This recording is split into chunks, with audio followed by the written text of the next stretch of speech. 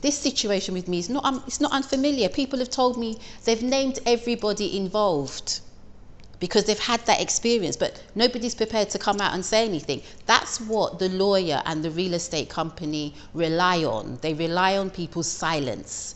And I'm sorry, if you're silent, you're colluding. I don't care. You're colluding with what's happened. And it means that this is going to happen to somebody else. I have not got anybody's blood on my shoulders. Last time we spoke with Madam Ekria Bailey, who traveled all the way from the UK to Ghana to purchase a house for retirement, and how she lost over £30,000 due to a fraudulent and deceptive nature of a real estate company in Ghana. We also looked at the court process that she's been through, trying to get her money back, the challenges that she's experienced.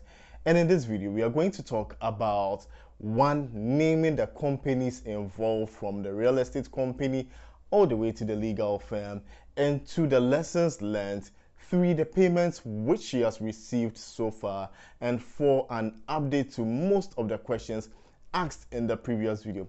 If you missed that video, I'm going to leave a link in the description. The lawyer had made an arrangement with the real estate company without seeking any advice or any comment or any agreement from myself. So saying and agreeing that they can pay in installments. Now the installments were going to be ending of July, ending of August, ending of September, ending of October.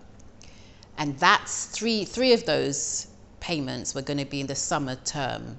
And I knew from the previous year that not a lot of legal things happened within that time.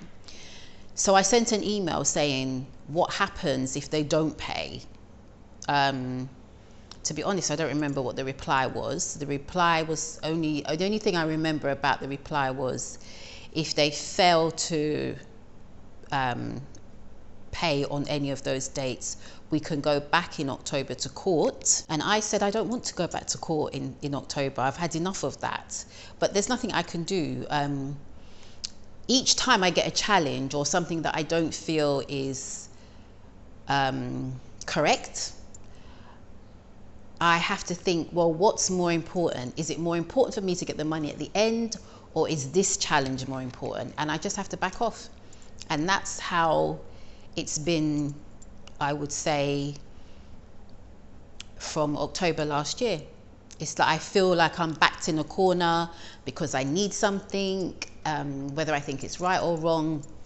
I have to accept everything that has been said or put in front of me. That email came at about 9:30, and then at 1:30 I got another email saying that the lawyer would actually be around and would assist in me getting my payments. So they changed their tune for whatever reason. They told me that they banked the July payment on the 26th of July and it would be cleared in 2 weeks' time. 2 weeks' time happened. I contacted them to be told it hasn't been cleared yet, but by this time I know the game because I knew that the lawyer had been suspended. Okay, so by now you're probably wondering, what's she talking about that the lawyer had been suspended? Well, according to Madam Ekria, she found out on social media that there was an article about the lawyer being suspended from the Ghana Legal Council for 7 years. And so for us, we couldn't just post this video without conducting our own research and doing our due diligence. So we went on the Ghana Legal Council website, and there's a link and a PDF document, which I'm going to put in the description below, which states that the lawyer had been suspended for 7 years due to certain professional misconduct, right? And to be fair to the lawyer, of course, we can't just post like one side of a story.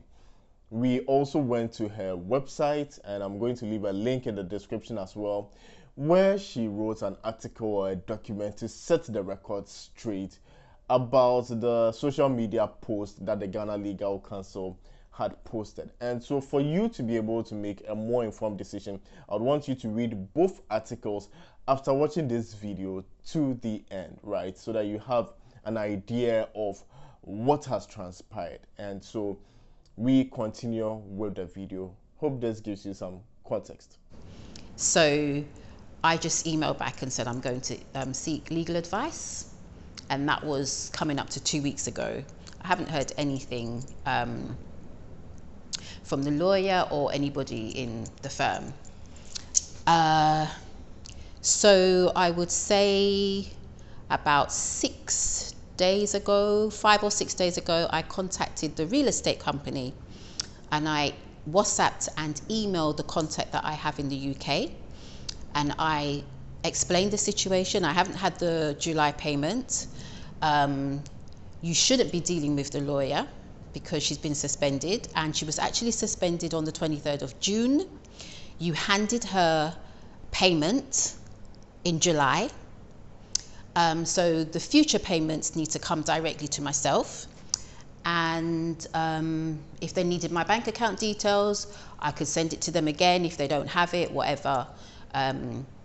Yeah, it was words to that effect. I haven't heard anything from them. They acknowledged that I sent the email, that they received it, but... So the real estate company has not acknowledged your mail? They acknowledged the email, okay, but they haven't followed up on it. Okay. There could be a possibility that they will pay at the ending of August, because that's what they need to do. There's nothing for me to believe that they will do that, because we've been doing... They know from January 2021 that I want my money.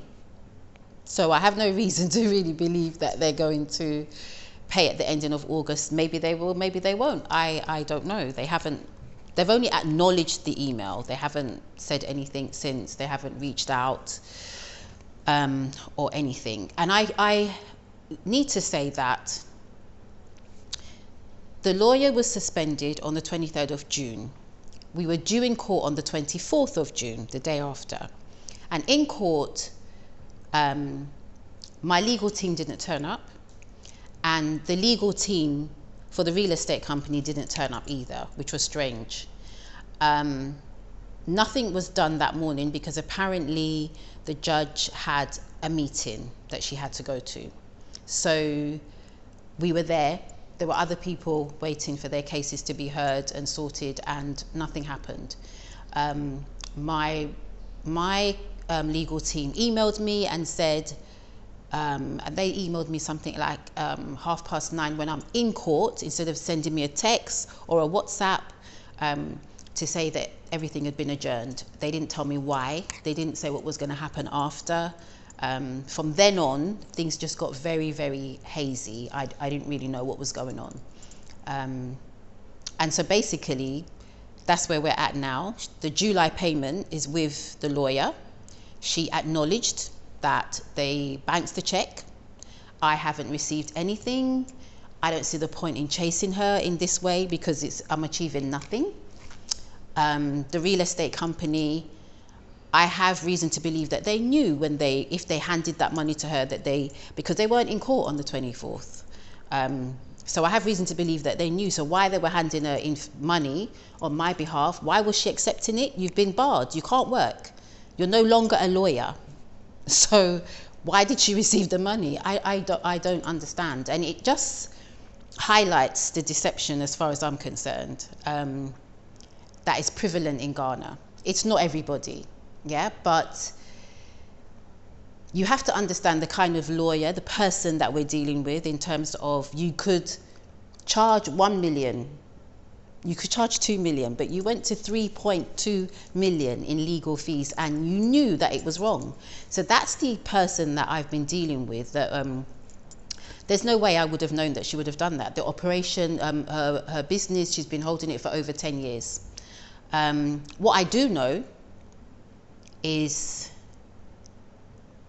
people have dealt with her in the past and they know what she's like, and people haven't said anything. I got somebody today who rang me and they named her, they told me who she was, they've dealt with her before. The same person who introduced her to them there was the same person that told me that she's trustworthy, that she's competent. How are you going to know? She's been doing things. I actually did a review when I went to her offices in December. Google asked me to do a review of the company, and I put the review. I was very factual, And when I put the review, I got an email from her maybe 2 days after the review went up. She told me to take it down. She didn't like the fact that I said that the company run rings around you. She didn't like that. So I had to take it down because I have a choice. Either you take it down or you don't get your money at the end. But I did take it down, but I informed people that would see that the company told me to take my review down. So that's what I had to do. This situation with me is it's not unfamiliar. People have told me, they've named everybody involved because they've had that experience, but nobody's prepared to come out and say anything. That's what the lawyer and the real estate company rely on. They rely on people's silence. And I'm sorry, if you're silent, you're colluding. I don't care. You're colluding with what's happened, and it means that this is going to happen to somebody else. I have not got anybody's blood on my shoulder. So what's the name of the real estate company? The real estate company is Rehoboth Properties, which most people knew anyway, because obviously they've received the same treatment. You understand what I'm saying? And yeah, it's real estate company. The name is Rehoboth Properties. Yeah. And they're continuing. They haven't finished doing the Quebenia site. They're doing the Mensa. I think it's Mensa. There's another site that they're doing. You know, I think with the real estate company, it just became something about greed. I don't think in the beginning they set out to scam anybody. As I said, I saw 2 of their projects that they'd done from the beginning to the end. I knew they were building in Quebenia. I went on site. I saw that they were building. So up until that point, nothing. But I do believe that they're incompetent in terms of, I believe that the staff that they'd used to do the smaller projects is the staff that they're requiring to do the bigger projects, and that doesn't work. And that's where they went wrong. I feel that in Ghana, people are not accountable. You can do your business however you like. Nobody's going to hold you accountable, because we can see that even the law is not, it doesn't. And people have said that the law doesn't work in Ghana and all that kind of thing. But what are you doing about that? What are you doing about the fact that the law doesn't work? What are you doing about this height of deception? And why is everybody just looking at what things could have been done? Why are we not looking at holding people accountable? And even if you don't hold them accountable, tell your story. Tell your story, because if you don't tell your story, it means that somebody else is going to go through the same thing, and you're going to, I mean, what kind of human being are you that you just watch for somebody else to go through the same thing? I'm not part of that. I don't care. I don't care what the comeback is. I'm not interested. I'm not looking at that. Do the right thing. Somebody has to start doing the right thing. So, you know, I think they could have been accountable. In December 2020, I did ask them to pay half of my rent wherever I'm staying until the property is completed.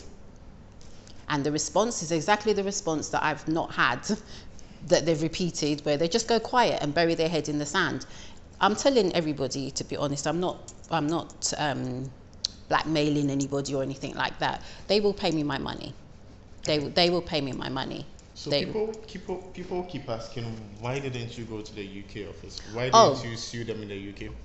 Right, so I contacted a firm in the UK that I've used many times for other things, and they did a search of the Rehoboth Properties and their accounts that they had put on site, and they don't have any money in the UK, they don't have any assets in the UK. The offices that they have in Milton Keynes is because they wanted to start to do business in the UK. Obviously that hasn't happened, and that's why that's there. But there's nothing. My solicitor in the UK advised me to pursue it here because this is where they have their assets, which is true.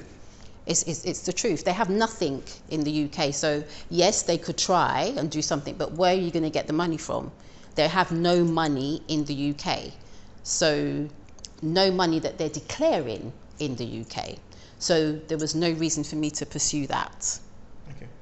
And then people were also asking about the lady who introduced you to the real estate company that you went back to for a lawyer. Okay, so that lady, it's quite interesting actually today, because she has an event in the UK, maybe now as we're speaking, encouraging people and supporting people to come to Ghana. So it's something that she's still doing. And this is the thing, what I'm saying, and she's been given sponsors as well to actually do what she's doing.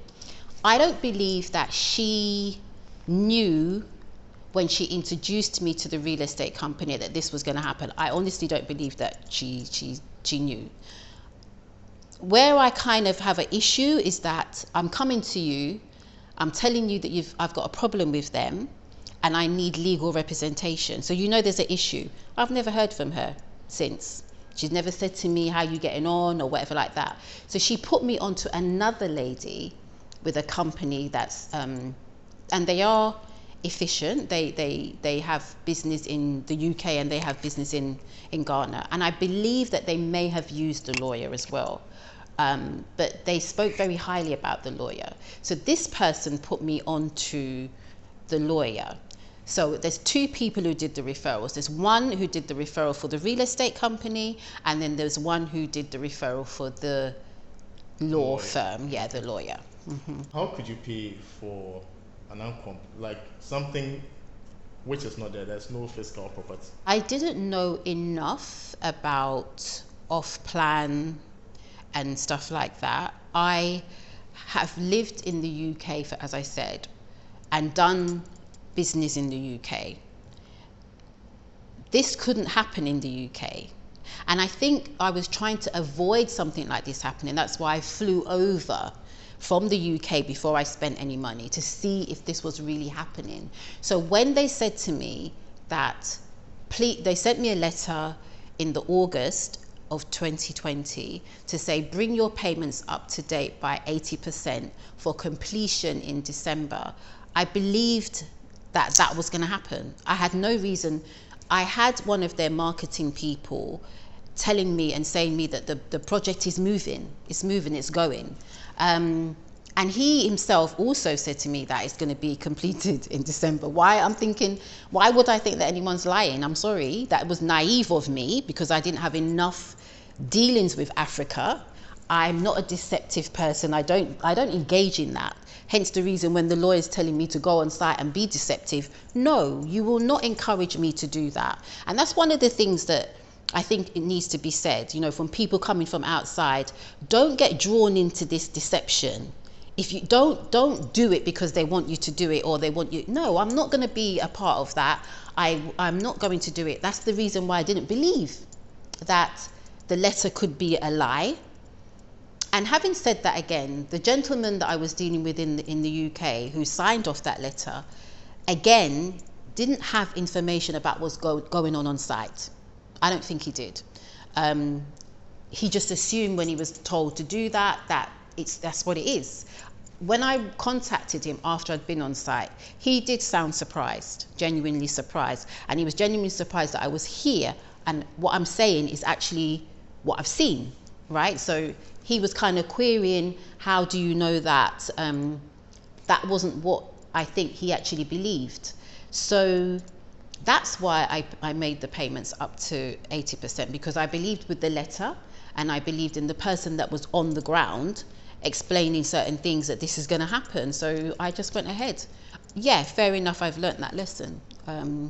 You need more than that, and you need somebody that's not attached to the whole Rehoboth thing, or do you understand, to kind of verify for you. So have you heard from any representative of Rehoboth since? No. They've never ever, from January 2021, since we've been in court, they've never reached out in any way, shape or form. Nothing. And it's just, for me, it's just that they're just not accountable. And I think from day one, they just thought I would go away, because they have other people. Actually, to be honest with you, when the second time that we went to court, and the judge then, he'd heard of them already.